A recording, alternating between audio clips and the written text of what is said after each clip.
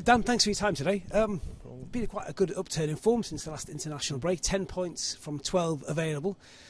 Is that down to purely having that break and to come back fresh?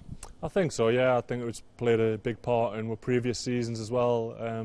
That break just gave us a chance to reset, work on the things that probably haven't went as well as we would have liked, and then go again. I think that's probably the biggest learning point of this season with the European games and the added games. I think was going from getting to train and learn all the things that you haven't been doing well, where it was just more you play, you rest, you recover and you go again. So I think that's probably something that we'll take going forward. How much of that is physical? How much is mental? A bit of both really. I think physically it's been a really demanding season for us. I think the amount of injuries that we've had have put more demands on the players than we would have liked. But as I said, I do think we've dealt with that pretty well. And yeah, mentally I think when you've played in the Champions League, the excitement of it, going out of that, then it's about, I think the best teams can motivate themselves every single game, no matter who they're playing. So for me, Man City, no matter who they're playing on what day, they'll play anywhere and they can perform. So I think that's the sort of levels that you've got to reach if you want to do that. And I'm not saying that we aren't motivated for some games, but I think that's just something that we can sort of learn going forward. Equally, Manchester City play quite a possession-based style of football. Your brand is very intense. So if you drop off 2 or 3%, presumably you'd notice it more. Yeah, I think you do, and I think you have noticed that this season, which is, again, I don't like to use excuses, but going back to injuries, I think it's something that the club looked at in the summer. We brought in some great additions to the squad, but then when you're having the injuries that we've had, that we haven't been able to change the team as much as we would have liked, and even just looking at that first game when we beat Villa 5-1 at the start of the season, the subs that were made in the squad that we were left with, if we'd had that the full season, I think we could be talking about a much different season. But as I said, I'm just really proud of the club and the staff and the group that we've managed to be sitting at the position that we are after the season that we've had. Speaking of injuries, how are you? I'm good, yeah. I think it took a little while to get going again. I've said before, I probably came back a little bit earlier than I should have, but I think it was just something that had to be done. I think a lot of the lads have had to do that this season. We've spoken about Longy playing through injuries and stuff, so it did take a little while to get the rhythm going again, but yeah, no, I feel really good. Just for people who don't know quite the severity, can you just tell us what your injury was? I fell on my back, so I fractured 3, they're called transverse process bones on your back, so yeah, it was a broken back. Yeah, essentially, yeah. So yeah, it was agony. It was tough because obviously you can't really run off a broken back. So. And how long before you were back playing? It was just under 6 weeks, I think. So yeah, but as I said, like, I felt good. I wouldn't have pushed myself through it if I didn't think I could. But yeah, I'll not be the only person that's done that for Newcastle this season. So. Awkward question, but did it stick in your craw a little bit that people questioned you and various aspects of your game when you'd come back from a broken back after 6 weeks? Yeah, I think so, but I think it is tough because people only see what they see on a Saturday, so they don't see the work that gets put in during the week and what people put into it to be ready to play a Saturday. They just see the final product, so if you don't perform to a level that people expect, then yeah, you're always under criticism. But at the end of the day, I put myself into that position. If I didn't feel I was ready, then that was my call to make. So yeah, as I said, like, I went through a spell where I had a few bad games, admittedly against very fast players, I would say that. But yeah, I'd still back myself. If we go again, I'll still back myself against those players. But I think it was one of those things that every time I seemed to make a mistake, we conceded a big chance or a goal, and those are the way it looks sometimes. I think it creates a bit of a narrative that people get on. What's your preferred position? Would you rather play centre-back or left-back? I think my strongest position, I think, is centre-back. It's the position I've played since I was a kid. I feel probably most comfortable there, but I would say in contrast to that, the majority of my Premier League games have been at left-back, so and managers continually pick us to play at left-back, so it's not like I'm just putting myself in all the time. Like, there's very experienced people putting me in that position, so I know that I can play there, and I do enjoy playing there. It's different. I think you put in 1v1 situations a little bit more, especially we play it. We press a lot higher. You get to go forward a bit more, which I do enjoy. I like joining in, but I have enjoyed playing centre back last few games. I think it's probably what I needed a little bit, and yeah, I think I've played well. 6'7", aren't you? It's not a natural.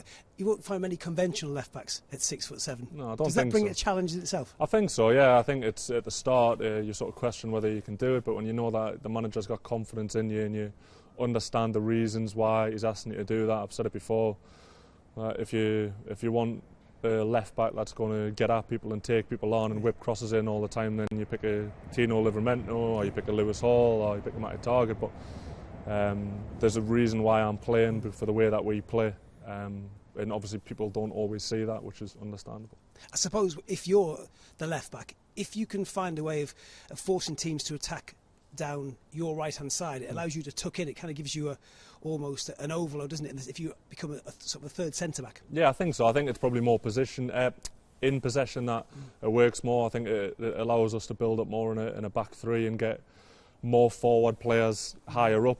That sort of like defensively, like more from a mindset. I think that obviously defensively I'm constantly thinking about what's going to happen. You're quite pessimistic as a defender anyway. You're always thinking about what could happen. And and I back myself. I still back myself in 1v1 situations. I still think I'm a very good 1v1 defender. I think there's not a lot change from this season to last season. We had the joint best defensive record in the league, and I kept some of the best players quiet. But obviously, I do think as a 6'7" defender, when someone gets past you, it does look a lot worse. So, that's what I'm going back to the narrative it creates. I think one person can say it, and then people jump on it, and it just does create this narrative. But as I said, it hasn't affected me. I fully believe that I can be a left back in the Premier League and play against these best players. That said, given what's happened to Jamal Lascelles and Sven Botman in the last month or so, I'm presuming you'll expect to play centre back for the foreseeable. Yeah, I would think so. Yeah. I do think it's your best position. I've loved playing there. I think the Everton game suited us. It was one to come in. It was sort of quite long ball and physical, which I enjoyed that side of the game. And we've picked up some good results as well, so yeah, I'm enjoying it. Just going back to where we were at the start of this conversation about going into games fresh, that would bode well, presumably, for Palace tomorrow. It'd be a 10-day break. Games between the two sides tend to be very close. 4-0, obviously, it's in James's Park this season, but historically it's been pretty tight. I think 13 of the previous 14 were decided by one goal, which kind of says a lot. I think so, yeah, but I do think it could be a totally different game this time. The new managers came in and completely changed the way they want to play. They've obviously picked up some great results, beating West Ham, smashed them at the end of the beat City as well. Beat Liverpool. Beat Liverpool, sorry, yeah, beat Liverpool. So yeah, they've obviously had a big upturn in form, and they'll be really confident going into tomorrow night. So it's always a tough place to go, Selhurst Park. I quite like going there. I think the atmosphere is always really good. So yeah, it's one we're looking forward to. They've got two very good wide players in Eze and Elise. Yeah. You can leave that to Timo Livramento, to Lewis Hall, whoever's Yeah, we'll just have to wait and see. Yeah, but no, I think they've got very good players going forward. Obviously, they lost Zaha at the start of the season, but I think that probably helped maybe Elise and Eze a bit more. They've managed to get more of the ball, and Mateta's scoring goals as well, and we know he's a handful on his day. So yeah, it will be a tough game. I think we've been down there a few times, Wednesday, Tuesday nights, and the games have always been pretty enjoyable. Last time out against Tottenham, Eddie Howe, the manager, the gaffer, came up with what they called a bespoke plan to deal with Tottenham. Should we expect something equally different against Palace? I think he said it himself. Obviously, the long term, we've got a way we want to play, but that doesn't mean that that's the be all and end all. If they feel like there's a plan that can deal with certain teams, especially Tottenham. I said before, I think Tottenham are a very unique way in their play that no one else is doing it in the league. So I think you need to create a plan that's quite unique as well. So if we come up like an opposition like that again, I'm sure it could change. But as he said, I think long term the main goal is to play the way that he believes that he wants to play. One of the highlights in that Tottenham game was your celebration after the first goal. Just tell us what made you do that, and were you surprised by the reaction it generated? So we went to the foundation a couple of weeks ago to work with there was some deaf fans there and deaf children. Seller have created a shirt that sort of vibrated when the crowd got loud when we scored, and sort of gave those fans a chance to sort of feel what it's like to be part of the crowd. And when we went there and met the kids, they taught me and Kieran a celebration. So I did say at the time they should have chose two strikers so that they could score, but they chose us in the end. So I think I just wanted to try and get it in at some point, because I knew that The day was supposed to be about them and raising awareness. I didn't realise the sort of numbers of people who are deaf and go to the games and don't get to experience it the way that I did, for instance. So it was nice that the seller sort of got the recognition for that, and also the charity and the kids just got to sort of feel what it's like to be at St James's Park when it's bouncing. It says a lot about you, though. I think I get the impression that you really have a real empathy with fans, whether it be able-bodied, whether it be hard of hearing. But there's something about kind of growing up on the terraces where you kind of empathy. You feel for the fans. Yeah, definitely. And I feel like since I've came home, I've had a sort of big change in that as well. Obviously, having kids, I think that's changes your outlook on life a little bit. I was probably a lot more selfish when I was younger, but lad coming through, just thinking football was the be all and end all, and was quite selfish in the time that I would give up to do things. Whereas now I think you realise that football's amazing and it's done amazing for me, but it's not the end of the world, and there's bigger things going on, and especially in around Newcastle, I feel like it's quite important for me to be a role model and someone that people can look to if possible. Just to finish then, that people will look to you if you can help lead this team back into Europe again. What are the chances of some kind of European qualification this season? Yeah, we're pretty confident on European qualification. I think we've put ourselves in a really good position. I think that was the aim at the start of the season. Personally, from my point of view, I can't speak for the club, but to get any sort of European football again, I think would be a big achievement. So, as I said, we've got some tough games coming up, especially starting tomorrow night. But it's still within my grasp, so I think we're in a good position.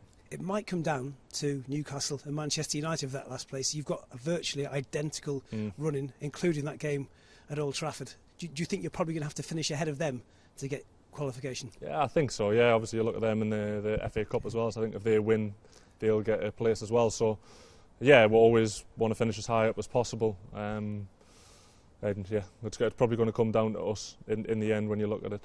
So yeah, hopefully it's us and not them. Brilliant, Dan. Thank you. Nice one.